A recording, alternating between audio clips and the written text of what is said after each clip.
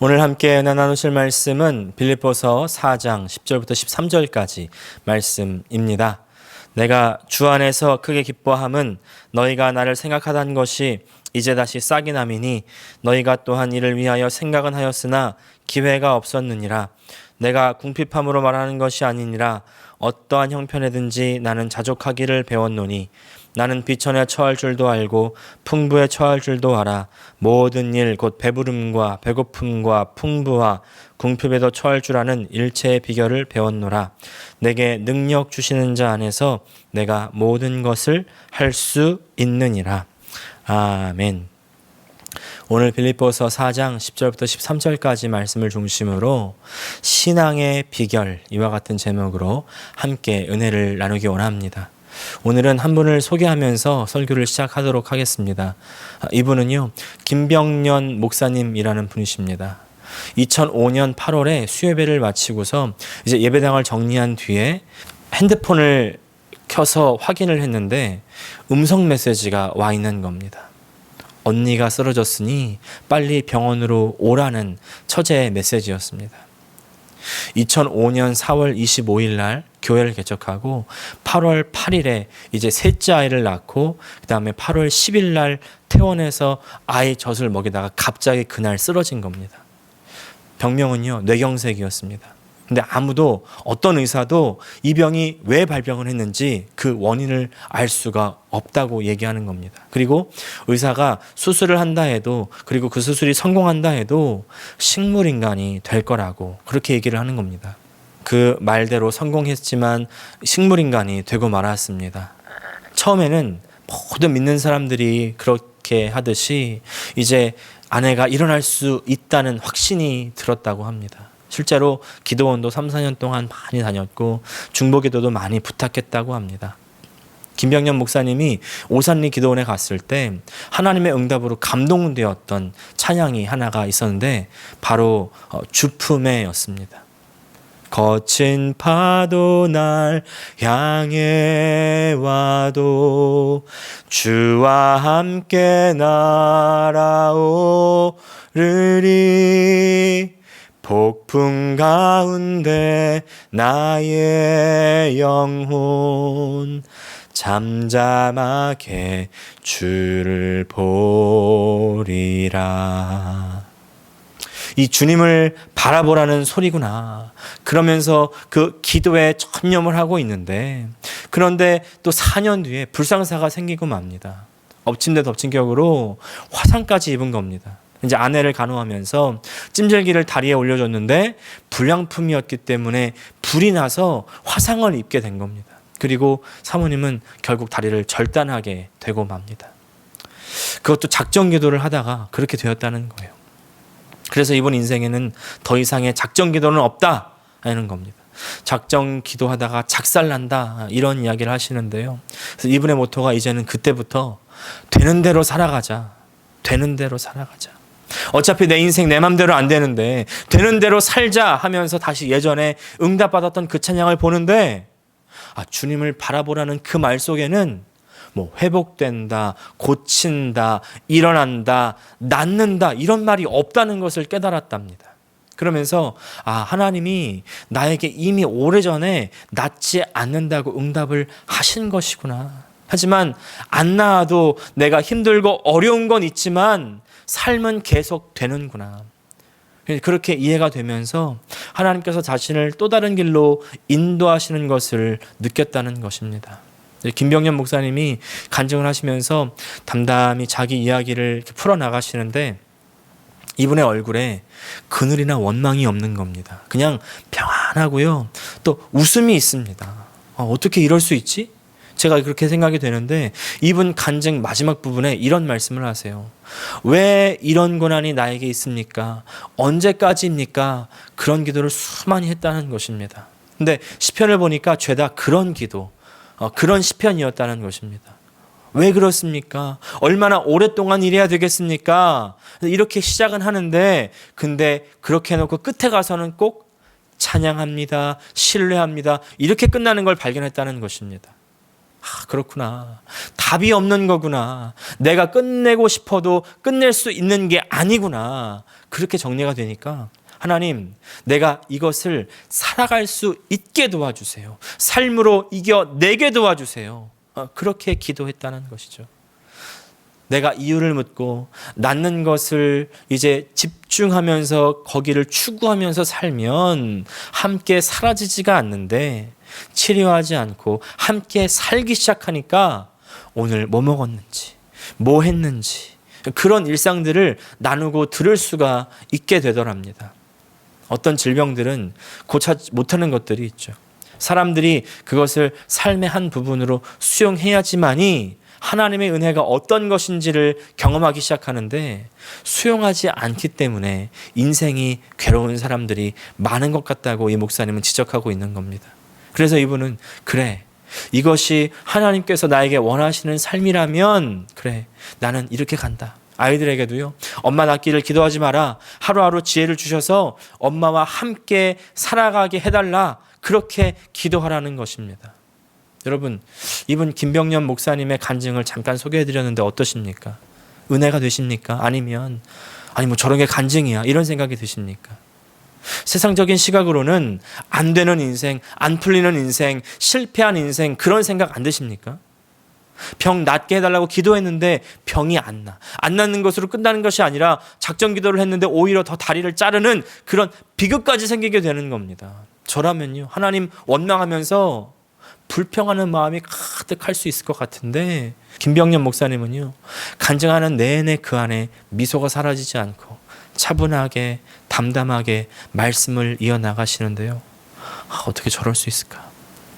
또 이분이 이제 자신의 쓴 책 난 당신이 좋아, 그 마지막에 이렇게 쓰고 계십니다.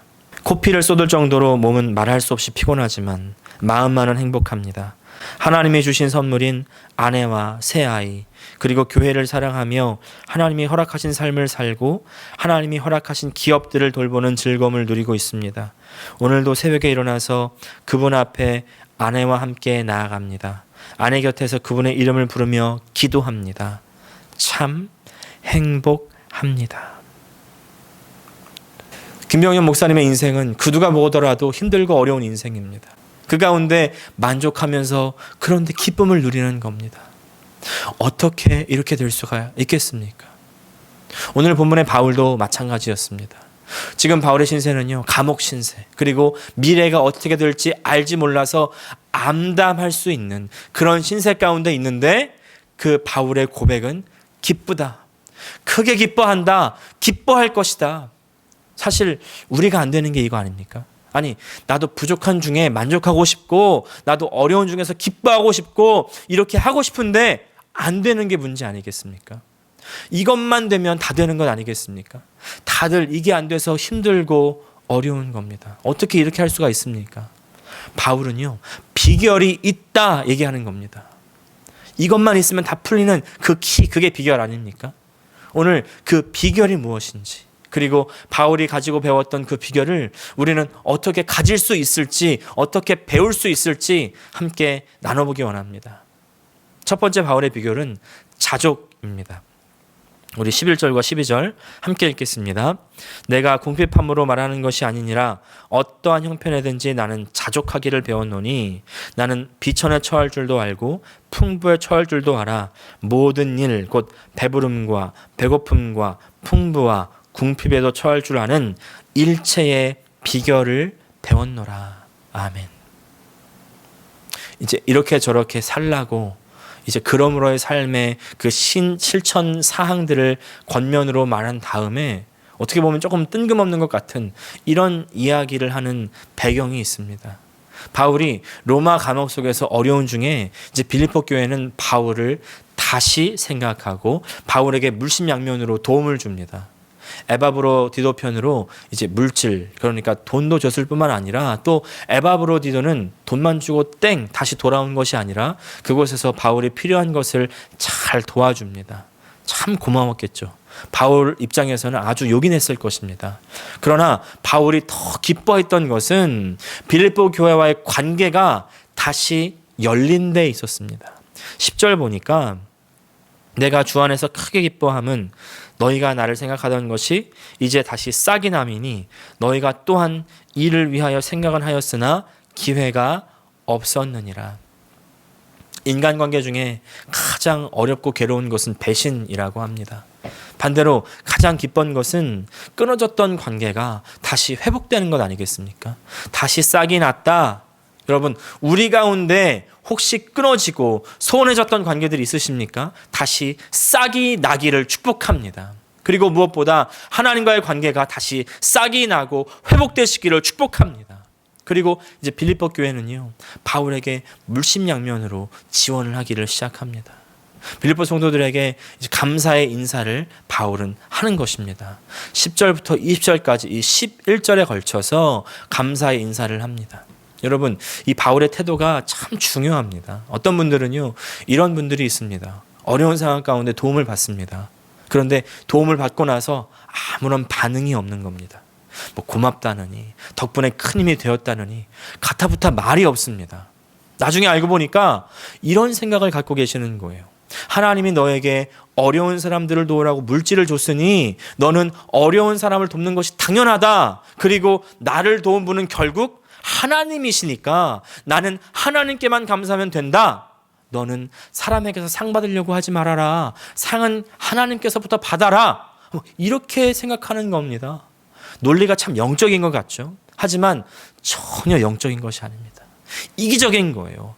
자기중심적인 생각입니다. 심지어 저는 마귀적이라고 말씀드리겠습니다. 지난주에 제가 강조한 것처럼 영적인 것은요, 상식적이고 인간적인 것입니다. 이런 소위 영적인 오류에 빠지지 않으시기를 축복합니다.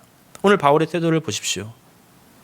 감사 인사를 빼놓지 않습니다. 그러나 돈을 받아서 기쁘고 감사한 것이 아니라 다시 싹이 난 마음, 다시 연결된 그 마음이 고맙다는 것입니다. 그리고 나서 사실 나는 자족하기를 배웠다. 그래서 비천한 데 처할 수도 있고 풍부한 데 처할 수도 있지만 그러나 나를 도와주려는 그 마음이 고맙다는 것이죠. 여러분, 바로 이것입니다.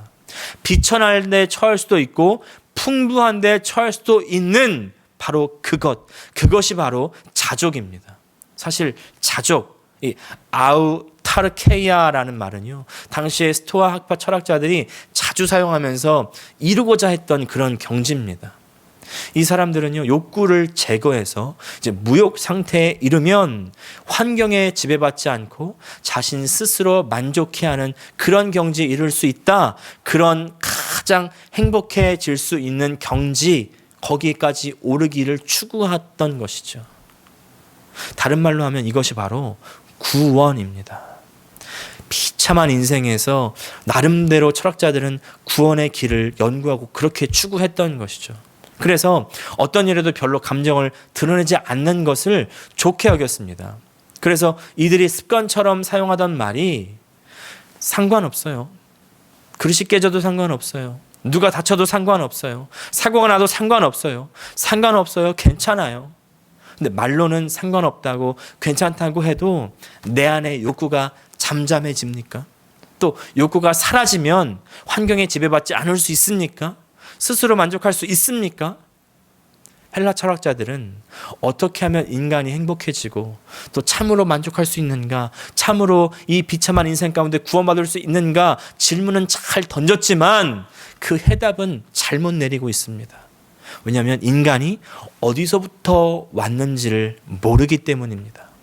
인간이 하나님으로부터 창조되었는데 오직 하나님만으로 만족하도록 창조되었는데 그 사실을 알았다면요, 저런 결론에 이르지 않았을 것이죠.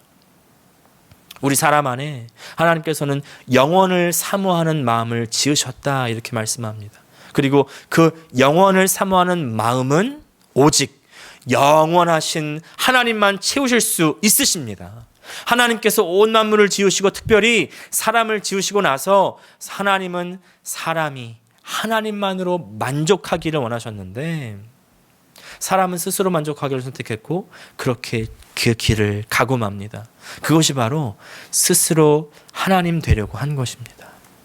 우리가 원죄를 말할 때 선악을 알게 하는 지식의 나무의 열매를 먹은 것을 말하죠. 그런데 그 의미는 그냥 하나님이 따먹지 말라는 말씀을 불순종한 것만이 아닙니다. 그 본래적 의미는 원래 선과 악의 기준이 되셨던 그 하나님을 떠나서 자기 스스로가 선과 악의 기준이 되려고 한 것, 이것이 바로 스스로 하나님이 되려고 한 것입니다. 생명의 근원이 없는 인간이 스스로의 기준이 되고 스스로를 만족시켜 보려고 하지만 인간이 중심이 된 결과 자아가 생겼고 자기 애가 생기고 자기 중심성이 생기는 것입니다. 그러나 그 자아를 스스로 충족할 수 없습니다. 부족합니다. 결핍이 있습니다. 두려움이 생겼습니다. 그리고 죽음에 이르렀습니다. 그 죽음으로부터 구출해내시기 위해서 예수님께서 오신 것입니다. 십자가의 사건은 중심이 나 자신이었던 내가 기준이었던 내가 죽는 것입니다. 예수님의 부활하심으로 이제 하나님의 중심인 내가 다시 태어나게 되는 것입니다. 그것이 바로 거듭남입니다. 나로부터 하나님께 돌아가는 것입니다. 나로부터 벗어나서 하나님으로 돌아가니까 죄와 죽음으로부터 해방되고 자유케 되고 이제 결핍과 부족으로부터 벗어나게 되는 것이죠. 그래서 내 안에 만족이 있는 것입니다. 기쁨이 있는 것입니다. 계속해서 말씀드리지만 이것이 바로 빌립보서가 말하는 기쁨 아니겠습니까? 내 내면에 참된 만족이 있으니까 지금 부족하고 어려운 환경이 있지만 그러나 하나님으로부터 오는 그 만족, 내 환경의 부족을 초월시키게 만드는 것이죠. 그래서 하나님께서 나에게 주신 것을 만족할 수 있게 되는 것입니다. 자족이라고 하면 주로 self-sufficient, 스스로 만족하는 것이라고 그렇게만 생각할 수 있는데 성경적인 자족은 하나님으로 만족하는 것. 다시 말해서 하나님을 의지하는 것입니다. God dependent. 여기에 큰 차이가 있는 것입니다. 마태복음 19장에 보면 예수님께서 길을 가시는데 사람들이 어린아이들을 많이 데리고 왔습니다. 자기 아이들 안수 좀 해달라고, 기도 좀 해달라고 데려온 것이죠. 근데 어느 곳이든지 어린아이들이 많이 있는 곳은 소란스럽죠. 그래서였는지 제자들이 혼을 냅니다. 그때 예수님께서 이렇게 말씀하십니다. 어린아이들을 용납하고 내게 오는 것을 금지하지 말라. 천국이 이런 사람들의 것이니라. 할렐루야. 천국이 어린아이들 같은 사람의 것이다. 어린아이들이 어떤 사람일까요? 이런 생각을 하면서 계속 성경을 읽는데 바로 그 다음 구절입니다. 한 부자 청년이 와서 제가 계명을 다 지켰습니다. 어떻게 해야 제가 영생을 얻을 수 있겠습니까? 라고 예수님께 물어보는 장면이 나옵니다. 그러니까 예수님께서 너의 소유를 다 팔아서 가난한 자에 나눠주고 다시 와서 나를 따르라 이렇게 말씀하시죠. 그런데 청년은 재물이 많으므로 그 말씀을 듣고 근심하며 갔다 이렇게 말합니다. 이 청년은요, 하나님 말씀 안에 영생이 있다니까 다 지켜봤지만 그러나 여전히 재물을 의지했던 것이죠. 재물로 이 세상을 살았습니다. 하나님을 믿은 것처럼 보였지만 재물을 믿은 것입니다. 종교 생활을 했던 것입니다. 그러나 하나님 나라는요, 재물을 의지하는 사람은 갈 수가 없습니다. 하나님만 의지하는 사람들이 갈 수 있습니다. 하나님으로 사는 사람들이 가는 것입니다. 그러면서 한 가지를 제가 깨달았습니다. 아, 어린아이가 이와 같겠구나. 어린아이가 여러분 돈을 의지합니까? 아닙니다. 어린아이는 돈을 잘 모릅니다. 최근에 우리 아이가 숫자를 배웠는지 갑자기 아빠, I want $100 이러는 겁니다. 얼마나 깜짝 놀랐는지요. 아니 1불짜리, 5불짜리, 10불짜리 다 있는데 그중에 100불짜리를 달라고 콕 집어서 얘기해서요. 제가 깜짝 놀라서 아내한테 물어봤습니다. 아니 100불짜리가 좋은지 어떻게 알아요? 이랬더니 오늘 수업 시간에 100불짜리를 배워서 알았대요. 제 아이가 비록 100불짜리를 달라고 하는 말을 배워서 저한테 달라고 했지만 얘는 돈을 잘 모릅니다. 돈 가치를 모릅니다. 어린아이들은요, 돈이 필요한 것이 아닙니다. 엄마가 필요하고 아빠가 필요하죠. 어린아이와 같이 된다는 것은요, 세상 것, 특별히 돈을 의지하지 않고 재물을 의지하지 않고 하나님만 의지하는 겁니다. 하나님 아버지만 의지하는 것이에요. 우리는 어린 아이와 같이 되어야 됩니다. 돈 필요합니다. 중요합니다. 오죽하면 돈이 있어야 교회 개척한다, 건물이 있어야 교회가 부흥한다, 이런 말도 있겠습니까? 어떤 강사는 이런 말 하더라고요. 나 돈 관심 없어. 이런 사람들이 있다면 그 사람 조심해야 된다는 겁니다. 왜냐하면 그 사람은 돈에 미친 사람이라는 거예요. 그만큼 모든 사람들이 돈에 관심이 있고 또 돈이 중요하다는 것 아니겠습니까? 그러나 돈이 중요한 것과 돈을 의지하는 것은 다른 의미입니다. 돈을 의지한다는 것은 돈을 써서 내가 내 환경을 움직여야 되고, 돈을 써서 안 되는 것을 되게 해야 되고, 돈으로 내 삶을 영위해 나가야 된다는 뜻 아니겠습니까? 결국 돈을 의지한다는 것은 내 중심, 내 자아에서 벗어나지 못했다는 말이에요. 사랑하는 여러분, 나로부터 구원받으시기를 바랍니다. 재물로부터 구원을 받으십시오. 돈 의지하지 마시고 우리의 중심이시고 우리의 근원이시고 참 만족을 주시며 생명 되시는 하나님 아버지를 의지할 수 있으시기를 축복합니다. 할렐루야. 그러면 내가 지금 갖고 있는 그 물질에 만족할 수 있어요.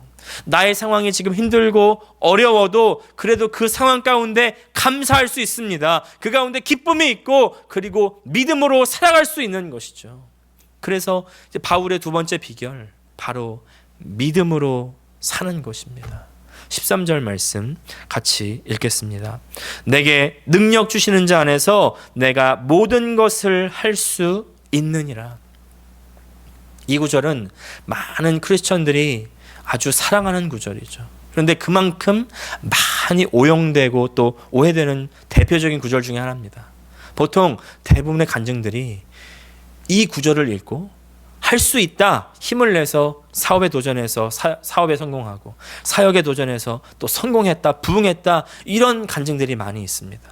물론 긍정적이고 적극적인 것 좋습니다. 하지만 이 구절은요, 크리스천이 긍정적일 것을 강조하는 그런 구절이 아닙니다. 뭘 하든지 하나님께서 다 할 수 있도록 도와주신다, 그런 구절도 아닙니다.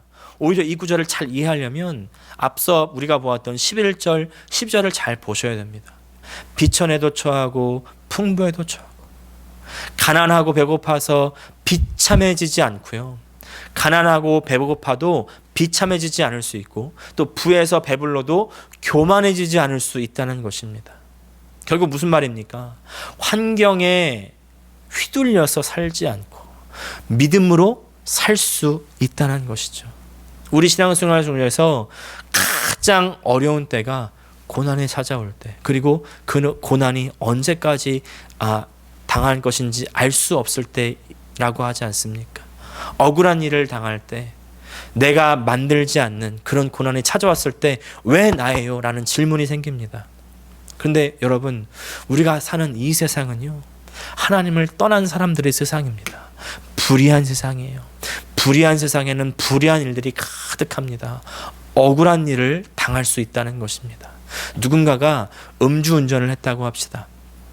그 죄에 대한 피해를요, 음주운전을 한 사람만 받는 것이 아니죠. 음주운전의 피해자가 당하게 됩니다. 보통 사람들의 사고방식으로는 이해가 안 되는 거예요. 그러나 하나님은요, 이런 상황을 사용하셔서 우리의 믿음을 자라게 하십니다. 어떤 목사님 이런 말씀하십니다. 혼은요, 이해하려고 하는 것이고 영은 믿는 것이라는 거예요.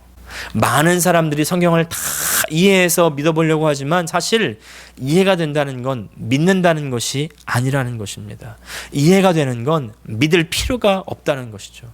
그냥 이해하면 됩니다. 이해가 안 되는 것은 믿을 필요가 있습니다. 그래서 믿는다는 것은 이해가 안 된다는 뜻이에요. 여러 가지 일들이 우리 가운데 생길 때 그런 상황들, 그런 고난들 다 이해가 된다면 우리의 믿음은 언제 작동이 되겠습니까? 여러분, 오해하지 마십시오. 하나님께서 일부러 사람들을 고난의 자리로 몰아가시는 것은 아닙니다. 하지만 하나님께서 우리에게 찾아온 그 고난들을 사용하십니다. 그래서 우리로 하나님만 찾고 하나님만 의지하고 하나님만 믿게 하시는 것이죠. 이해할 수 있는 상황만 살아왔던 사람들은 믿음이 자라지 않습니다. 이해할 수 없는 상황 가운데 하나님을 신뢰할 때 믿음이 자라는 것입니다. 그 상황을 버텨낼 수 있는 것입니다. 그리고 그 가운데서 하나님의 은혜를 경험합니다. 이분은 한국의 행신침례교회를 담임하시는 김관성 목사님입니다. 이분의 인생을 한마디로 정의하면 안 되는 인생입니다. 목회를 해도 안 되고 뭐 잘 풀리는 것도 없고, 사택은요, 기생충 영화 보셨습니까? 그런 정말 지하에 나오는 그런 집인데 화장실도 없어서 요강을 썼던 그런 곳이라고 합니다. 또 지하니까 장마철에는 홍수가 나서 홍수철이 지나고 나면은 곰팡이가 다 피어오르고 다 닦아내고, 이제 이런 생활들이 길어지면서 목회도 이제 접어야 되겠다. 하나님이 진짜 계신지 모르겠다. 내 신앙이 진짜 맞는지 모르겠다. 그런 생각이 들 때쯤 아들이 갑자기 고양시 어린이 글짓기 대회를 나가서 1등을 했다는 것입니다. 근데 자기는 지금 숨이 꼴딱꼴딱 넘어가는데 뭐 초등학생이 어디 조그만 대회 나가서 1등 했다는 것이 크게 위로가 안 되더랍니다. 그리고 얼마 지나지 않아서 아들이 고양시 대표로 경기도 대회에 나가게 되었다는 겁니다. 그때 그 목사님이 그 자기 생각에 아들에게 꿈과 비전을 주는 것도 중요하지만, 그러나 이번에는 좀 현실 감각을 길러줘야 되겠다, 이렇게 생각을 했답니다. 그래야 나중에 실망하지 않겠다는 생각이 들었다는 것이죠. 그래서 고양시 그 글짓기 대회는 네가 잘해서 받은 게 아니다. 그냥 학교가 작으니까 불쌍해서 하나 배당해 준 거다. 그런데 이제 도대회는 이건 진짜 대회다. 이건 진짜 큰 대회고, 막 대치동 논술학원 같은 데서 훈련받은 아이들 거기 전부 다 나오고, 뭐 의사 아들, 교사, 교수 아들, 그런 사람들 다 와가지고 정말 똑똑한 애들 가운데 네가 상 탈 수는 없는 일이다. 상 타는 거 기대하지 말고 그냥 대회 있을 때 학교 하루 빠지고 그냥 놀다 올 수 있으니까 그런 것으로 만족해라. 그런 마음으로 갔다 와라. 그러면서 아들한테 나 좀 따라해. 그러면서 이런 말을 하셨대요. 나는 안 된다. 나는 안 된다는 말을 따라하라고 한 거예요. 그 비관 정신이 필요하다. 그래야 안 돼도 상처를 안 받을 수 있다. 이러면서 이제 보냈다는 것이죠. 근데 갔다 왔는데 아들이 글쎄 대상을 타온 겁니다. 그래서 깜짝 놀래가지고 그 쓴 글을 보니까 제목이 홍수와 요강이었다는 거예요. 자기가 겪은 일을 그대로 쓴 건 아니겠습니까? 아들 입에서 홍수와 요강이라는 말을 딱 듣는 순간 그 목사님 마음속에서 내가 목회를 계속 해야 되겠다, 그런 생각이 들더랍니다. 그러면서 이분이 이렇게 간증을 이어나갑니다. 자기 인생의 결론이 홍수와 요강인데 그런 사연도 하나님의 능하신 손에 올라가니까 하나님은 우리의 이 슬픔과 실패와 그 말도 안 되는 삶의 인생도 붙잡아서 우리 삶에 기쁨을 주시고 하나님의 영광을 드러내는 재료로 삼아 주시는구나, 이렇게 깨달았다는 거예요. 그래서 자신의 목회 인생이 계속되는 눈물과 한숨으로 점철되고 또 계속해서 요강을 비우고 또 홍수를 겪는 목회 여정이다 할지라도 내가 끝까지 이 길 가겠습니다. 여러분, 정말 눈물 나는 이야기 아닙니까? 혹시 내 인생에 반전이 일어나지 않는다고 하여도 계속 내리막길이고 또 끝이 보이지 않아도, 그러나 그 인생도 하나님 위해서는 기쁨으로 변할 수가 있습니다. 이것이 정말 능력입니다. 내가 모든 것을 할 수 있느니라. 할렐루야. 어떤 상황도 버텨낼 수 있고 모든 상황을 살아낼 수 있는 것입니다. 바로 믿음으로 사는 것입니다. 그리고 끝까지 버티면 그 끝에는 승리가 우리를 기다립니다. 끝까지 견디는 자는 구원을 얻으리라. 사랑하는 성도 여러분, 힘든 상황 가운데 좌절하지 마시길 바랍니다. 우리를 구원하신 그 예수님의 은혜를 떠올리면서 우리의 인생이 내 손에 있는 것이 아니라 하나님의 손에 있다는 것을 기억하면서 주어진 것에 만족하고 감사하고 기뻐하면서 어떤 상황이든지 믿음으로 기쁨으로 살아갈 수 있는 우리 모든 주의 백성 되시기를 축원합니다. 기도하겠습니다. 하나님, 우리 아버지, 우리의 인생을 돌아볼 때 힘들고 어렵고 잘 풀리지 않은 것들도 있습니다. 하지만 그러나 내 중심에서 벗어나 하나님 중심에서 바라볼 수 있는 우리에게 영적인 눈을 뜨게 하여 주시고, 하나님, 내가 그 은혜 가운데 비천에도 처할 수 있고 풍부에도 처할 수 있는 그 일체의 비결, 자족을 배울 수 있도록 도와주시옵소서. 하나님, 그러므로 말미암아 내가 이 믿음의 길을 살아갈 수 있도록 하여 주시옵소서. 내가 모든 것을 할 수 있느니라, 내가 어떤 환경에서도 살아갈 수 있는 그 믿음의 능력을 우리에게 허락하여 주시옵소서. 그래서 마지막 날에 하나님 앞에 우리의 인생 들려 올려질 때에 정말 기쁨으로 하나님 앞에 영광 올려드리는 우리 모든 주의 백성 되게 하여 주시옵소서. 예수님의 이름으로 기도합니다. 아멘.